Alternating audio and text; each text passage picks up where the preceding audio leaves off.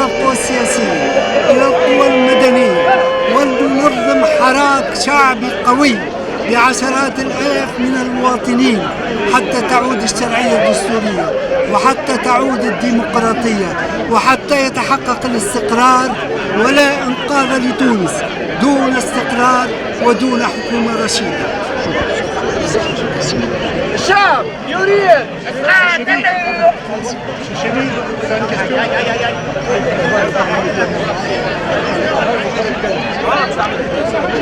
C'est Najib, s'il vous plaît.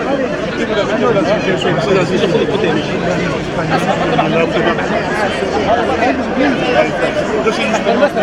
demandez si sont à vous de travailler. Vous faites ce sit-in toutes les semaines? Oui, toutes les semaines, tous les samedis, nous nous réunissons ici, les familles des détenus, les défenseurs des détenus et le Front de Salut pour réclamer la libération des prisonniers. Ce sont des prisonniers innocents, on les accuse de complot contre la sûreté de l'État. En fait, il ne fait que se consulter en tant que démocrate pour prendre des initiatives qui défendent la liberté et le retour de la démocratie. Donc nous nous réunissons ici tous les samedis, mais ce n'est pas la seule forme d'action.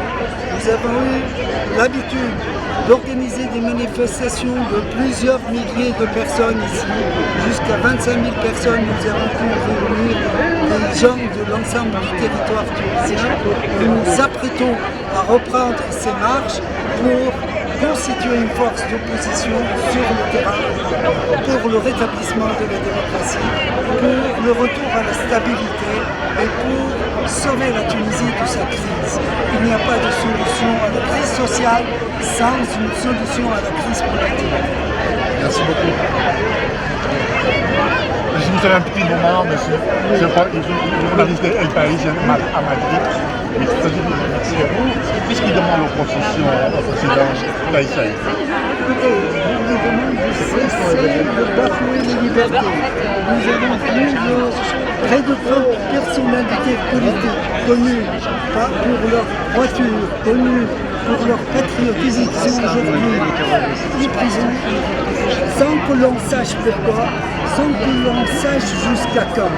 En fait, M. Saïd n'a pu arriver là qu'une fois qu'il a détruit toutes les institutions de l'État. Il a essayé de se soumettre aux magistrats qui ont résisté, répondu par une grève de 4 semaines pour réclamer leur indépendance. Il s'attaque aux journalistes, aux médias, aux syndicalistes. Il s'attaque à toutes les forces politiques. Ce pays n'est pas le sien, ce pays est le nôtre. Nous voulons un retour à la légitimité constitutionnelle, un retour à la démocratie, un retour au règne de la loi et pour que la Tunisie puisse réunir ses forces et se sortir de la crise sociale, financière, économique extrêmement dangereuse dans laquelle elle se débat. Voilà ce qu'on nous demande à M. Saïd. En fait, on lui demande qu'une seule chose, c'est de partir. C'est-à-dire qu'il n'y a pas une solution politique, une négociation avec le pouvoir, vous croyez que ce serait possible? Actuellement, l'UGTT, le plus grand syndicat du pays, est en train d'élaborer une initiative de dialogue national, de collaboration avec les avocats, la Ligue des droits de l'homme, etc. Et il souhaite s'adresser au président de la République. Avant même qu'il lui présente cette initiative, il a répondu « Il n'y a pas de dialogue. Le seul dialogue, c'est dans le cadre du Parlement croupion que nous avons fait élire et qui ne représente personne. » Donc il y a un refus, un rejet du débat avec M. Saïd.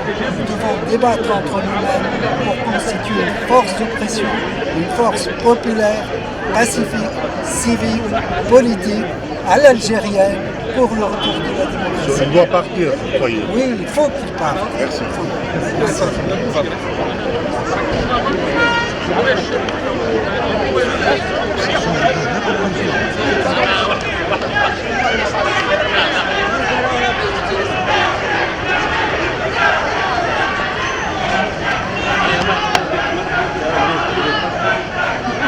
Ah,